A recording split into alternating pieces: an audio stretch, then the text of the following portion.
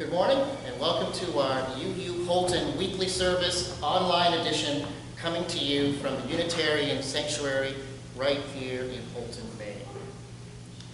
This is the first Sunday of autumn, and sure enough, I did see a few trees this week just starting to turn color, one right across the street, and more of that to come. We're glad that you could join us, and thank you for spending part of your day right here with us. It's nice to have Dale back with us today doing some organ music for the service. And today's prelude is Prelude and Legato Crusaders.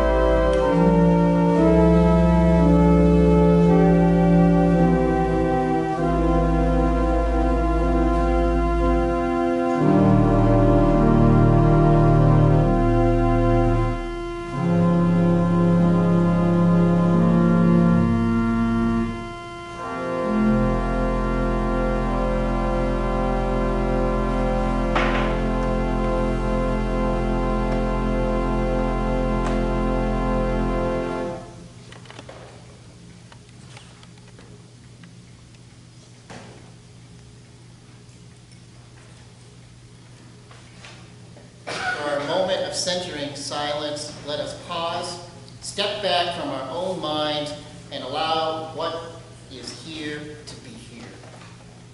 No thinking right now, just taking note of this moment, your breath, this space, simplicity, and the sound of the chime.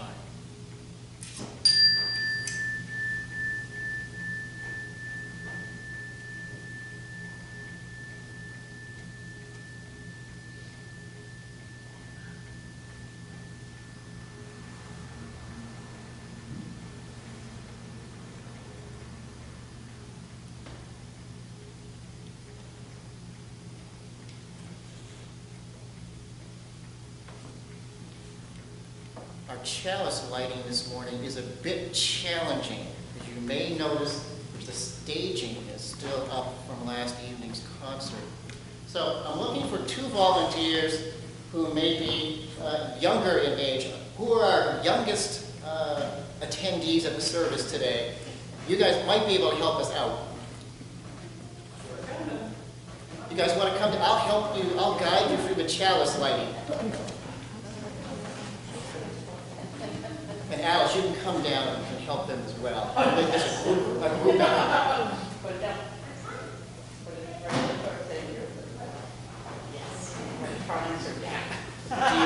Do you think you guys can get up on the stage? Alice, you can stay down here. I'll come up with the guys. And I'll guide you through this. Here's the matchstick. You're the tallest. So come over here and reach over to candle. Okay. Okay.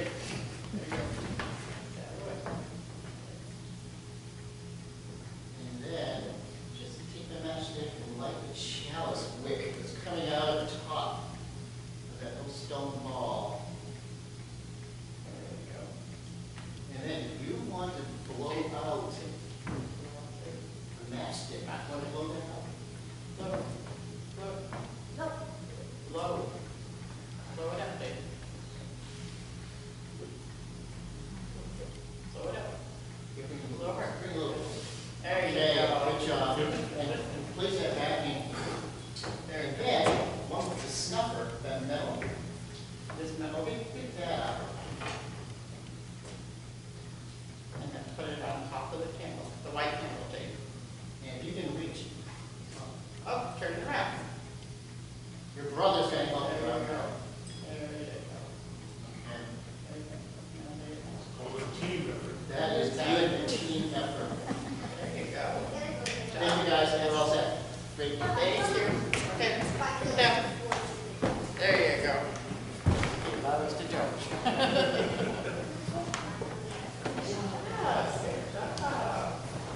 Our chalice lighting this morning is from the UUA worship app. In the mystery of life, about us there is light. It gives us a place to grow, to rejoice together. It opens the pathways to love. In this place of friendship, there's freedom. Let the light we kindle go before us, strong in hope, wide in goodwill, inviting the day to come.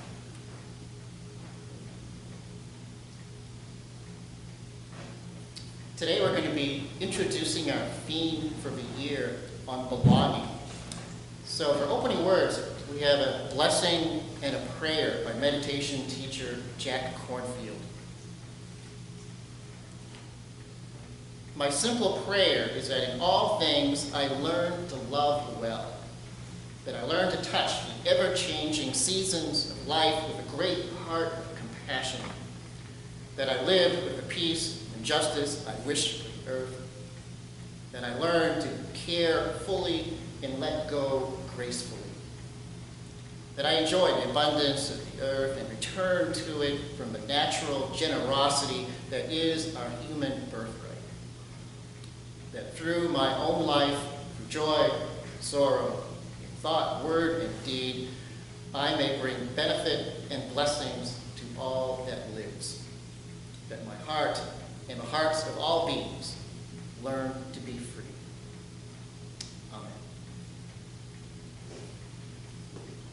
Our opening hymn this morning is number 108, in our great book. And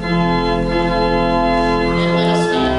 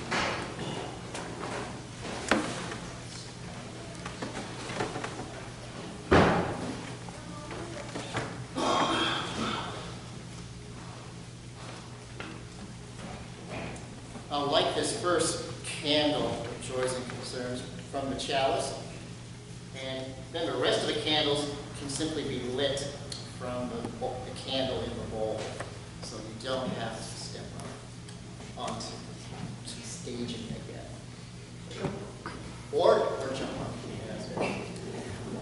So this candle, for many of us, Common Ground Country Fair, sponsored by MOFGA, has been an event.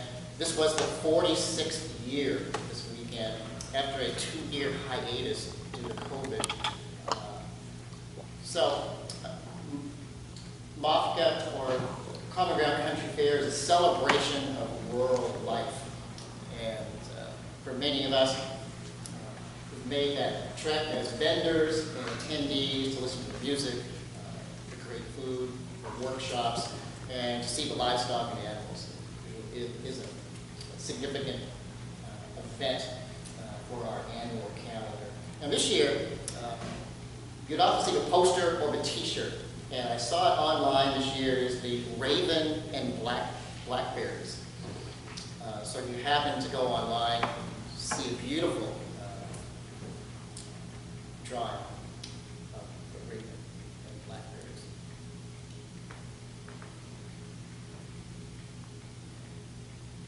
And this second candle is a candle of concern, again, for the hurricane that made its way through the Caribbean and up the East Coast this week, Fiona, and for those affected, especially in Puerto Rico and Bermuda, and even in Canada yesterday.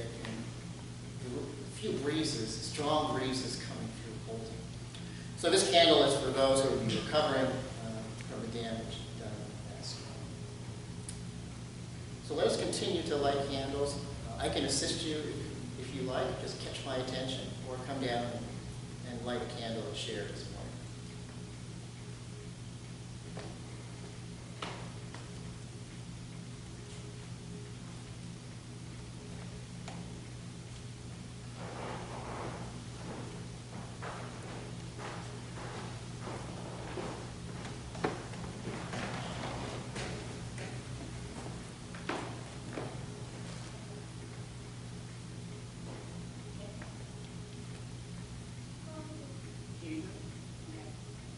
This is a candle of concern that I get out of my own way, that I need to learn patience.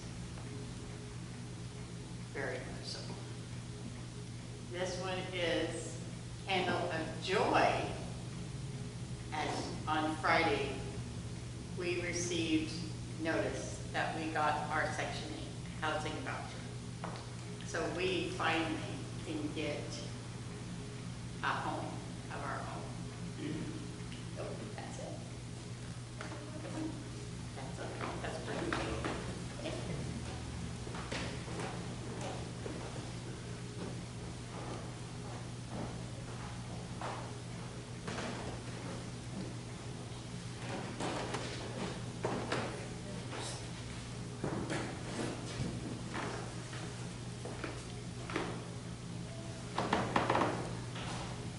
Some of these are fat like me.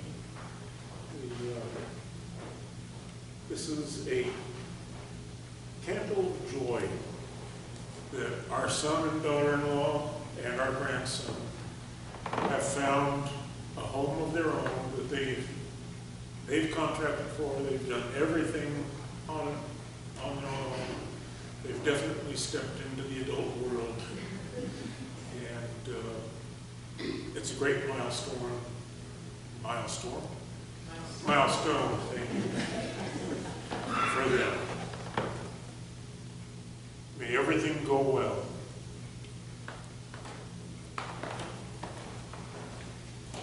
Fred, I would say praise the Lord. Candle of Joy for the beautiful concert that was held here last night. That group is so talented, and we hope we'll be hearing more of them, and for the joyful fellowship that was shared.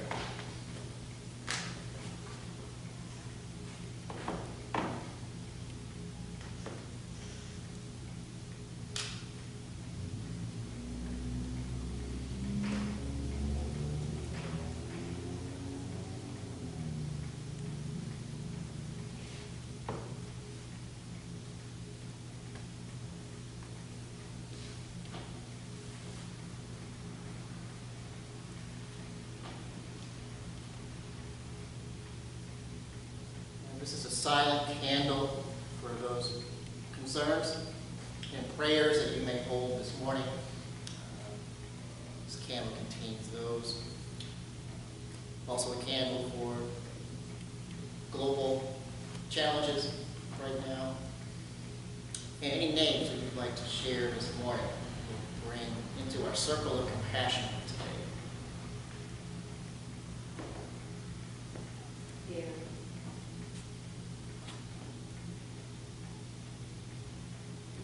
John.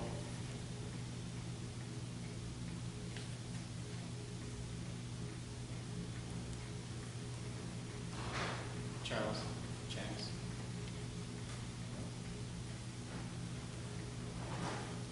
For those concerns and those names mentioned this morning, we hold them in the light of love and compassion.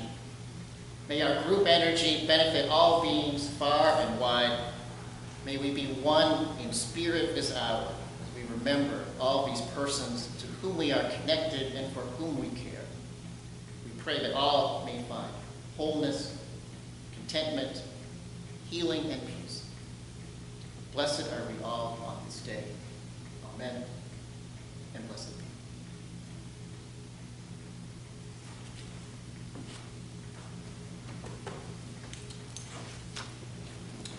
I was looking for a reading today to tie into our theme on belonging. And we have number 468. And this is titled, We Need One Another. This is by George E. Odell.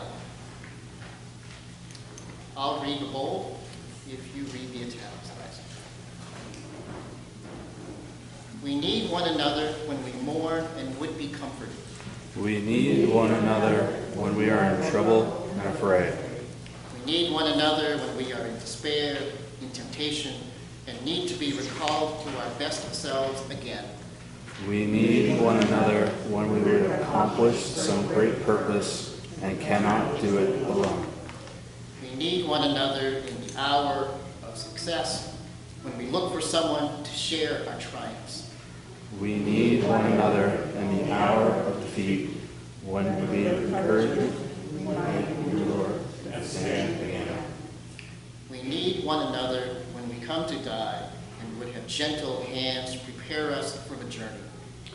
All our lives we are in need, and others are in need of us.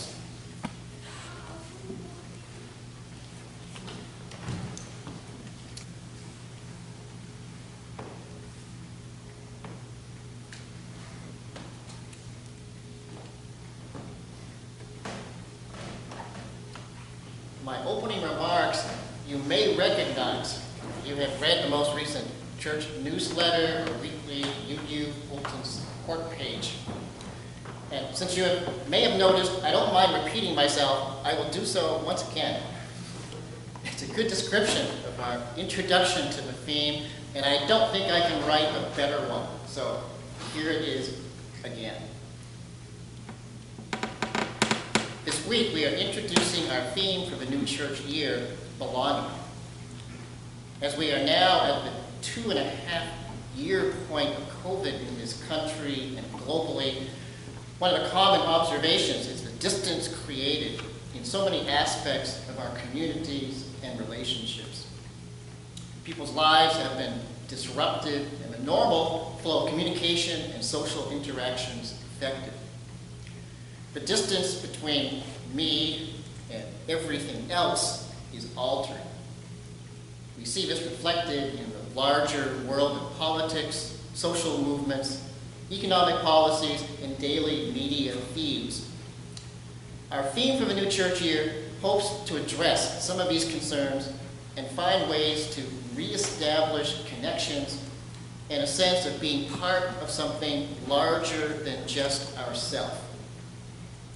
Belonging, a sense of place and community, is our loosely coordinated theme for the year. One of the basic human needs is to feel as if you belong and have a place to explore what that means. Whether someone is a newcomer, someone who's just arrived in Holton, or who has found our UU Holton group, or they may have been part of our community or our group for years, everyone needs to find their individual place and feel like they belong. So what is a sense of belonging? The need to belong, also known as belongingness, refers to a human emotional need to affiliate with and to be accepted by members of a group.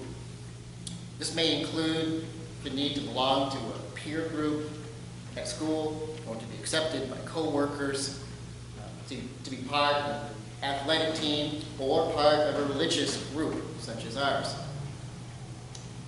A sense of belonging involves more than simply being acquainted with people. It is centered on going a bit deeper, on gaining acceptance, attention, and support from members of the group, as well as providing those same aspects to other members: acceptance, attention, and support. The need to belong to a group can lead to changes in behaviors, beliefs, or attitudes as we try to conform to the standards and norms of whatever that group may be. here we have our 7 principles, would be one of those guiding structures or mission or common agreements along with the 5 agreements that you'll see come up over and over again in services and topics that we explore. The need to belong to a group in social psychology, the need to belong is noted as an intrinsic motivation. It's something that the drive or the initiation comes from oneself to seek that out, or to find a place, or to find a person or a small group of people to associate with that will foster and generate those things that you are looking for or may need. Is to affiliate with others, to be socially accepted, or, as you'll hear people say, I'm trying to find my people.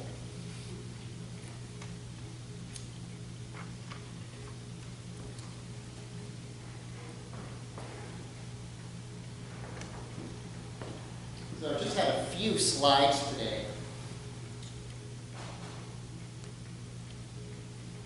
And I don't know who these people are or what group they may be a part of, but you'll notice they're all smiling.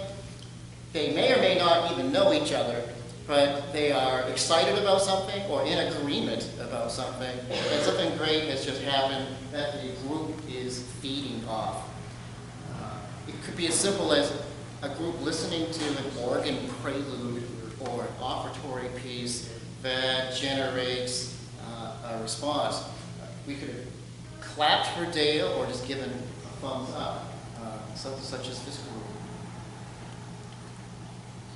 So, I came up with a personal list and found a few slides of groups from my life, starting in my childhood, that stood out as some of these groups that I was a part of. And the first one I thought of, besides Sunday school, would have probably been one of the earliest, that church identification, and going from one class to the next as we progress through Sunday school, the different teachers, classmates, and Cub Scout troop in grade school, and went on to Boy Scouts after that. Troop 156 in Monticello, where you had the uniform, you would identify with that group, you would go to jamborees and festivals, and have your banner and your merit badges and that group cohesion as you were on the road or on a camping trip. And also sport teams. And I found this old photograph of Monticello. This is a Little League team. And we had our heavy flannel uniforms with a big M on our chest. And what's interesting is, on the whole team, everyone has a Monticello hat except me. In the back row on the left, I'm wearing my Boston Red Sox hat. And also, all 5 of us are wearing glasses on the back row, and it's the exact same eyeglass frame. And I remember taking a bus older, once we were in Border League, and representing the town of Monticello. We'd be on the school bus, and we'd be heading around to different county areas. And it was the first time we really left town at that age.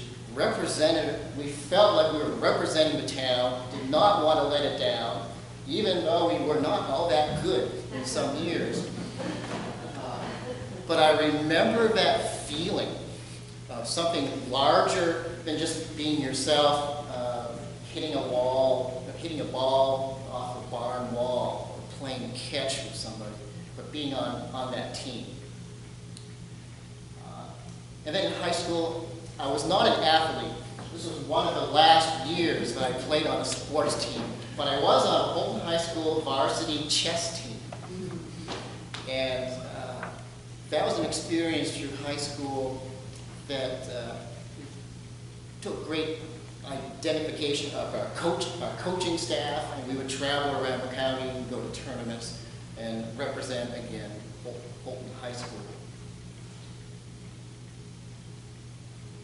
And then moving on to music groups in high school, jazz band, stage band, Holton choir, we would go on tour. In college, I was a member of a touring group called the Weigel Singers. And the first thing you'll notice, this is the early 80s when outfits were in and we would go on tour. There's also a brass ensemble that was part of this singing group. It was an odd name, the Weigels, the Weigel Singers. But we took great pride in that experience.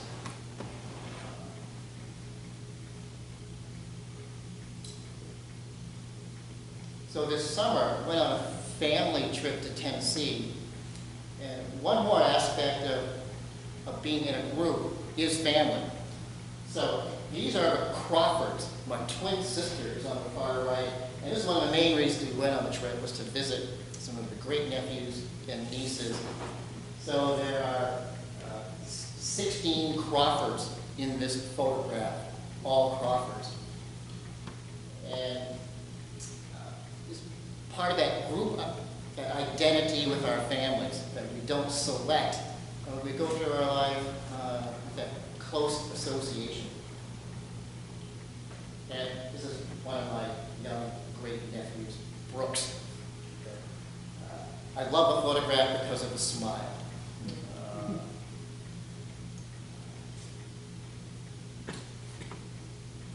And this is a group photograph of the Unitarian Society several years back. It was a flower communion Sunday. And we never took a lot of group photos going back through the years. But every time that we do, it's one of those photographs that you just look at to see who is there, and to see what changes in the group has occurred over time. And with our group here,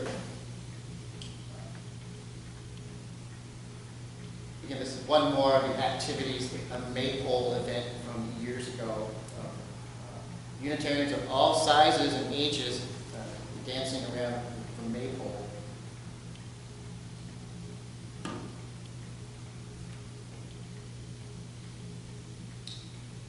And we've tried different things to build group identity in past years, giving out a coffee mug for a service. We did T-shirts at one time, if you remember.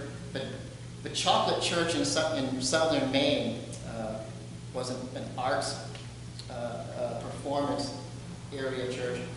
And they were known as the Chocolate Church. And we made T-shirts, as you remember, Fred and Lee were part of this, the Dark Chocolate Church. People exchanged T-shirts, and we wore those for a few years. I still have my membership card. We were doing these laminated Unitarian Society of Holton membership cards for a few years. All as attempts to build that group identity as a card-carrying member of whatever group it may be. And I remember being a member of the Wilderness Society, the Sierra Club, and where you get a subscription to the magazine, per se, get on the mailing list, and stay in touch with those shared interests for a group, and to support those groups financially. Pledge drives from Maine Public Radio. You would get your, whatever the particular merchandise was that year. And this is a photograph taken right here at the Unitarian Sanctuary a few years back when the Holton Jazz Band came in and did a concert downstairs. And they posed for this picture up here. And again, that energy of the group, when you get that many people together of all ages, from some of the senior instructors and music teachers who were there and the high school students, to pull off that particular event that evening.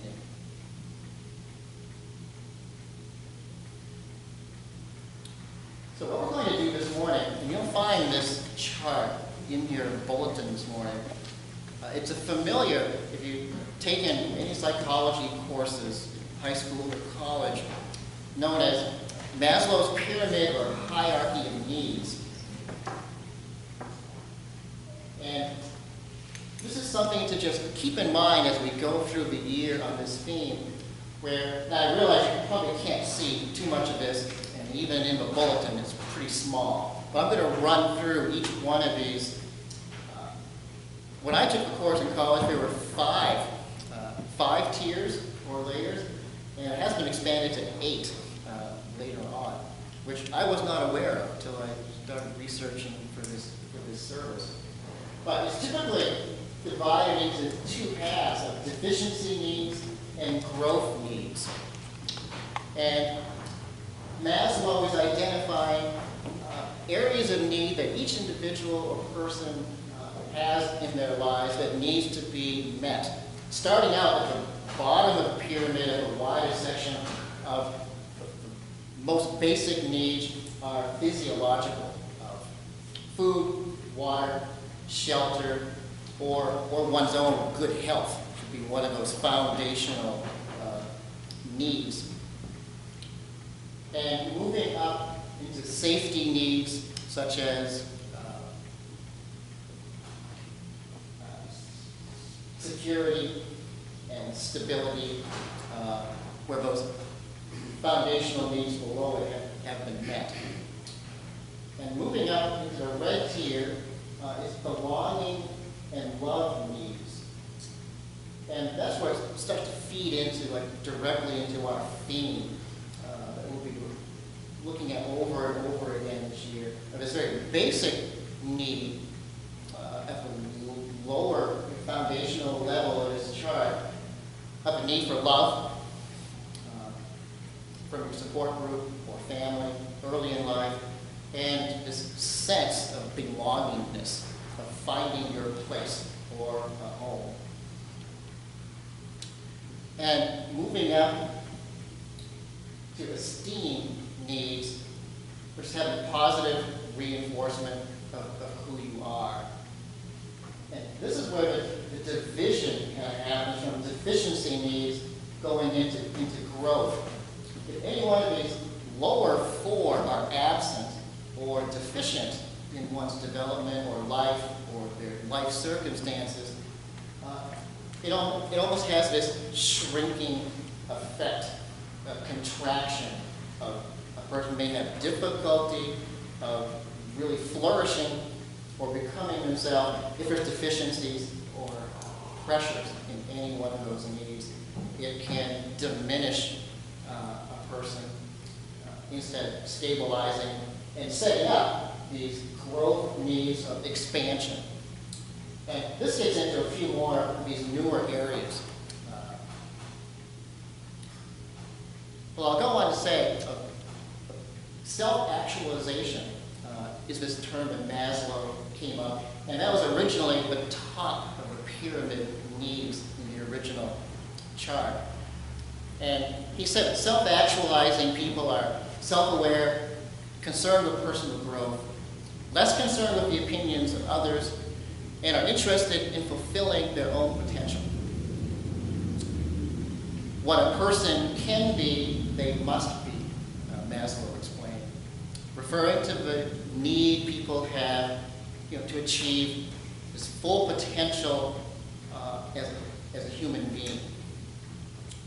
And Maslow said of self-actualization, it may be loosely described as the full use and expression of one's talents, capabilities, potentials. Such people seem to be fulfilling themselves and to be doing the best that they are capable of doing. They're people who have developed or are developing the full stature of which they are capable.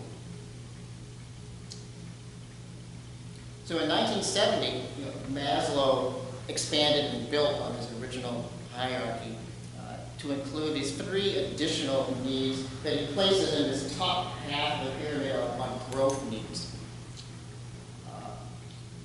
And briefly, I'll just explain what each one might entail. We're not going to go into any detail on these. cognitive needs is the first one that we look at level 5. And this centers essentially on knowledge. People generally want to learn and know things about their world and their place in it. Cognitive expansion of learning more and more new information, new life experience. Moving on to aesthetic needs, addresses the appreciation of beauty and form. People might fulfill this need through enjoying or creating music, art, literature, or any other creative expression for beauty, the arts, music. And then at the top, he skips over self-actualization and fine-tunes that a bit more using a term of transcendence. And how it's described here is Maslow believed that humans are driven to look beyond the physical self in search of meaning. This would mean helping others, practicing spirituality, or connecting with nature. Might be a few ways that would exhibit or show this transcending, going beyond your small self-interest into the larger awareness of not just people around you and nature, but the vast interest of the world and the universe that we are a part of. What's interesting is, I think of a New England transcendentalist, and this is the terminology they used of going beyond one's just self-interest or the contraction of all of our basic needs in the bottom. But as you move towards the top of this expansion and the stability, comes a place where you go beyond just self-interest and the transcendence of the inclusion of and a genuine connection to and willingness to benefit. Like the Jack Cornfield prayer we heard earlier this morning, is this drive to go beyond oneself. The identity is with the larger world, your community. You start to, the distinction between you and others, starts to blur or collapse. When you hear someone else's joy or a concern that's lit for a candle, you don't just listen to it cognitively. You identify or are trying to find, how can I become part of that? What's my role in that as an individual and in the community and in this group? It's a spiritual, psychological, scientific exploration of our relationship. As we get closer to the top of that pyramid, and all these layers of a pyramid or stages, they look sequential here, but they really aren't. As soon as you have a health issue, all of a sudden you're concerned right down at that most base level of your own security, health, and or financially. So you're constantly moving through all 8 tiers, Maslow would say, in your life. And it becomes a very integrated and with ease. The more grounded a person is, the greater their ability to assist, to relate to become a part of these groups, or humanity itself. So that's why this model is very simple in its in the concept, but the application, or to see it broken down into a few of these artificial breakdown, it is helpful to focus and to see, to map for yourself what are some of these areas that you are actively So I have a quotation as we're winding down here by Anglican priest Nicky Gumbel. And again, he's a member of a church organization. And in one of his books, he comes out saying churches, he doesn't consider it an organization anymore, like a civic organization or other groups. He categorizes it, he says, it's a family where you belong. It's a home where you are loved. And it's a hospital where you find healing. And it's interesting to see how it scans up and down through these various stages of needs that we all have. And some are highlighted at certain points in our life experience, and we pass through that and go on to other times of need or transition. But to be part of a group, especially a religious organization, we're attempting to address and constantly, as members of our group are coming and going and struggling or celebrating, it's that dynamic to be a part of and a role where you're giving attention to, support when needed, and getting those needs supplied for yourself and providing that for others in the group. And it's a constant flow and fluctuation of what might be needed or is timely or appropriate at that time.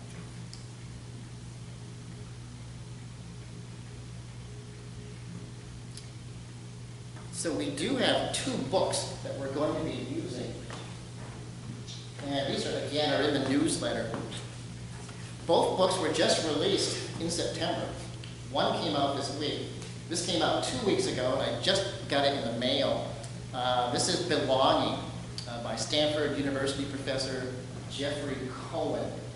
And you'll see, if you want to read more about it, it is in the newsletter. And we'll be taking material from this book and working it into services throughout the church year. And you can take a look at this after the service if you like, the outline, table of contents. And also, Neil deGrasse Tyson, the physicist, has a new book titled Starry Messenger, Cosmic Perspectives on Civilization. And that is in the mail as we speak. I should be getting it this week. So I haven't seen these books in detail. Just got this one yesterday. So we'll be pulling material from that. And I hope some of you may also be interested in picking up a copy and perusing it between now and the end of the year. And there'll also be, try to have a church copy here as well, or you can borrow and lend the book and have some conversations around this. And there'll be some material in the weekly support page, some excerpts from the book that we may be using here in services to follow along. So I'm excited about both of these books coming out on belonging just as this church year begins. So I'd like to close with a quote in today's bulletin. It's by Unitarian minister Reverend A. Powell Davies, who was a early 20th century minister in Washington, D.C. None of our private worlds is big enough for us to live a wholesome life in. We need the wider world of joy and wonder, of purpose and venture, of toils and tears. We belong and need each other. We belong together.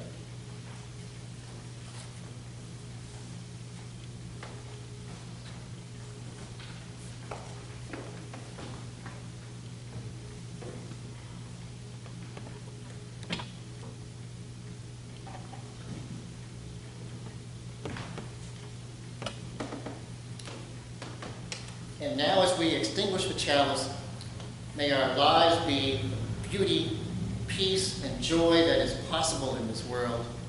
And may the love we find in this place sustain us as we go our separate ways. Let us go on with our day. It is good to have been.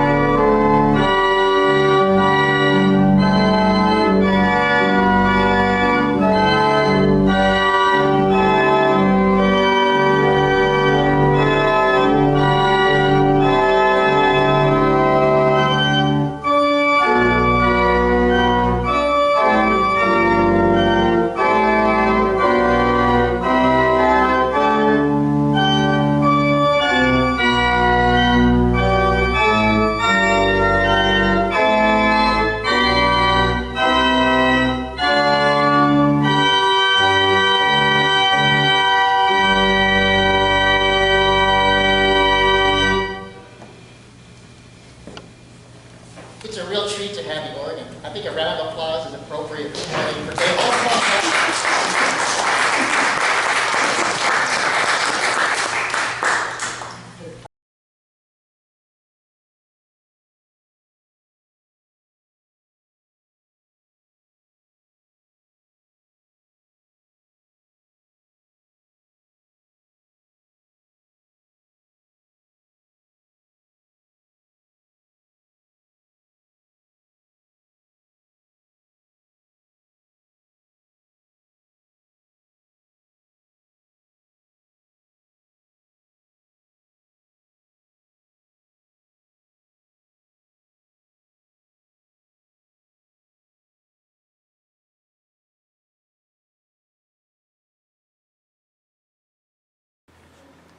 We want to thank everybody for tuning in today. If you'd like to show your support, please hit the like button, subscribe to our channel if you're not already subscribed, and help us out by sharing this message by clicking the share button. If you'd like to make a monetary donation to you, Church Houlton, there is a link to our online donations in the video description down below. And again, thank you so much and have a blessed day.